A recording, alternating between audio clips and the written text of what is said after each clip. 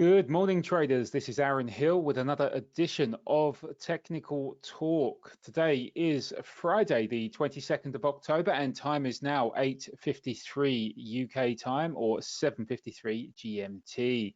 Okay, getting right into it. We've just had the latest PMI numbers out of Europe, and as of writing, Europe's single currency gained some impetus from this.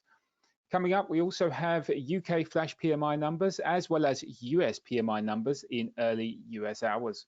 Later in the session, we also have retail sales data out of Canada to look forward to at 1:30 p.m. UK time, and at 4 p.m. Fed Chair Powell is due to speak. Right, so where are we in terms of current prices? So the euro is mostly higher across the board. Euro dollar is up by a spot 20%. The pound, however, is lower across the board. Pound dollar is down by spot 1% as we speak. In terms of the Aussie dollar, we are seeing a broadly positive bid. Aussie US dollar is up spot 4%, with the Aussie yen also up spot 4%. The New Zealand dollar is also following this. Is also echoing the same strength, with the New Zealand dollar up spot 4% and the New Zealand Japanese yen up spot 3%. Safe haven currencies are mixed this morning, with the US dollar index, that's the Dixie, down spot 2%. Now, in terms of equities, European equity benchmarks are mostly higher across the board. The FTSE 100 is up spot 4%, the DAX is up spot 4%, and the CAC 40 is up spot 9%. Index futures out of the US are mixed for the time being. The NASDAQ 100 is down spot 4%. The S&P 500 futures is down spot 1%, and the Dow Jones 30 futures is flat for the time being. So where are we in terms of the charts? As we already know, the euro against the dollar has gained a bid in early trade on the back of those PMIs. But looking at the overall technical picture, we can see buyers have begun to come in from the prime support on the weekly scale at 1473, 1583. It took a while, but they did eventually show some life. Continued interest to the upside from here has supply at 1981, 1848 to target. Now, going over to the daily, this is the daily time frame here. We are now above 1640. Let me just highlight this. We are above 1614, which was a previous resistance, and that has on, I believe that was Wednesday, that did form support. Now, to the upside, we are looking at this Quasimodo support term resistance at 1689, along with this trend line resistance, and that's taken from the high 2254. Now, I did mention in the previous, in Friday's technical briefing, that we are, if we test this support again at 1622, there's the possibility of a range forming. Note this resistance at 1665 does have the benefit of being joined by a Fibonacci cluster, which, as you can see, it is made up of a 100% Fibonacci projection at 1673 and a 61.8% Fibonacci retracement ratio at 1668, as well as a 38.2% Fibonacci retracement ratio at 1672.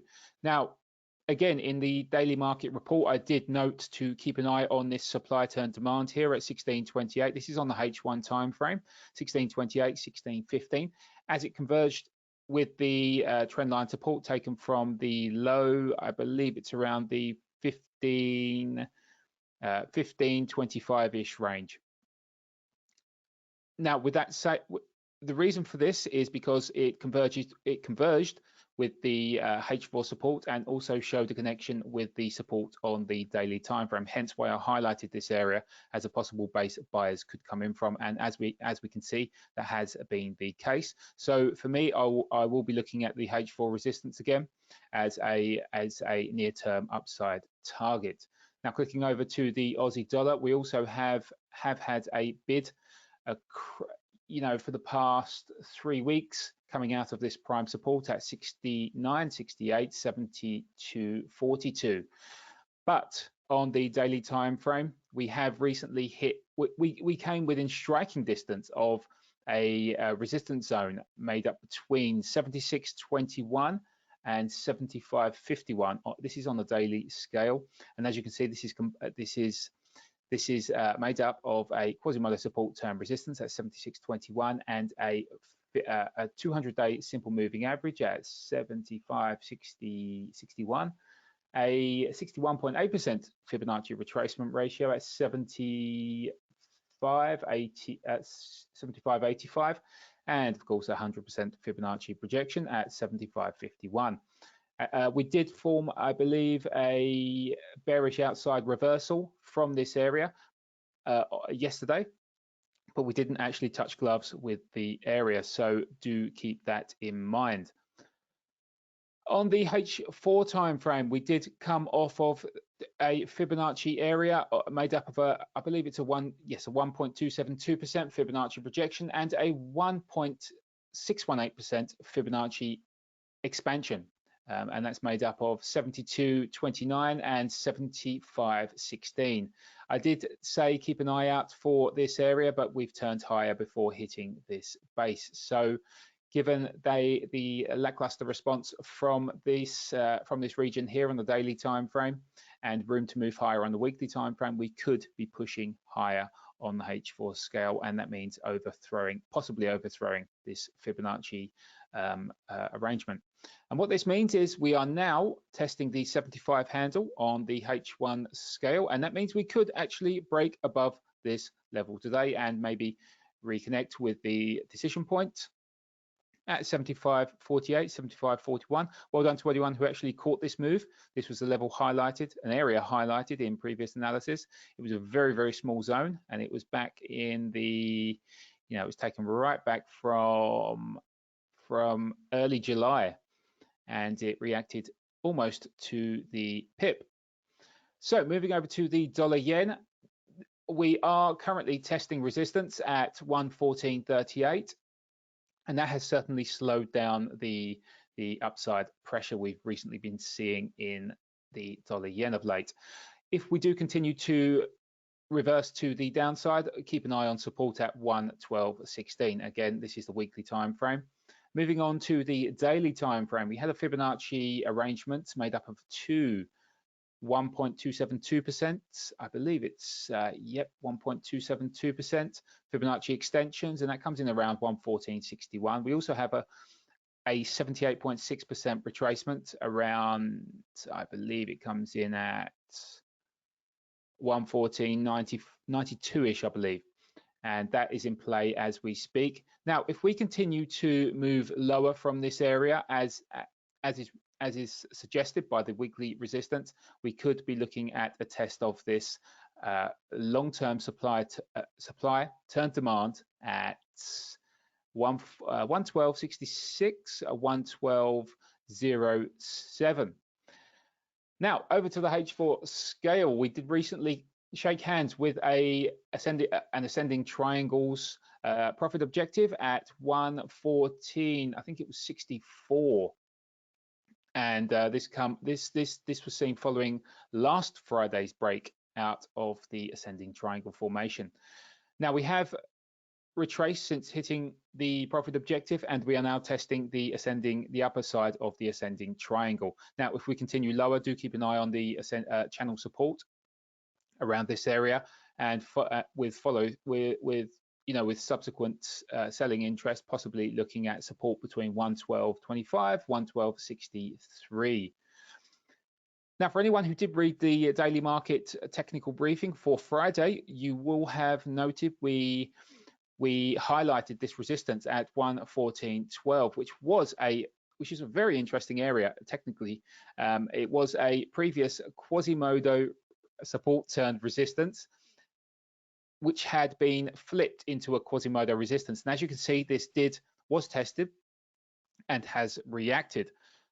The nice thing about this area was it was planted just above the psychological level 114. And as we all know, psychological levels tend to attract interest and by extension orders. So we know above here there will likely be breakout buyers, and above here we also know there will be stops in terms of those looking to fade from those looking to fade this area.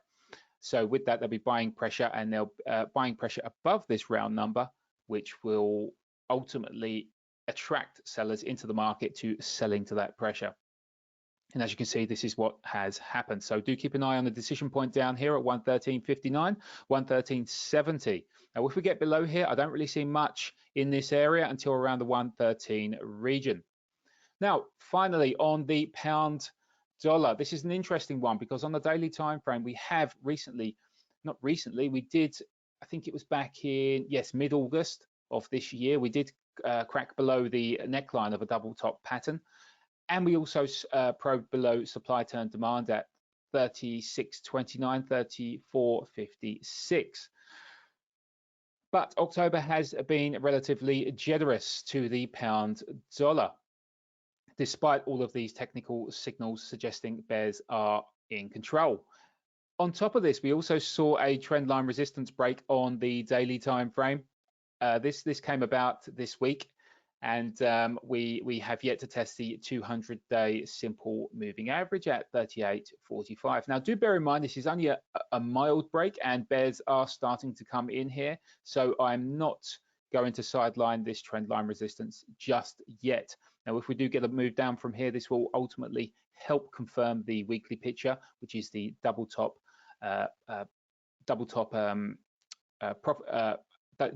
pattern and the recent spike below the demand area here.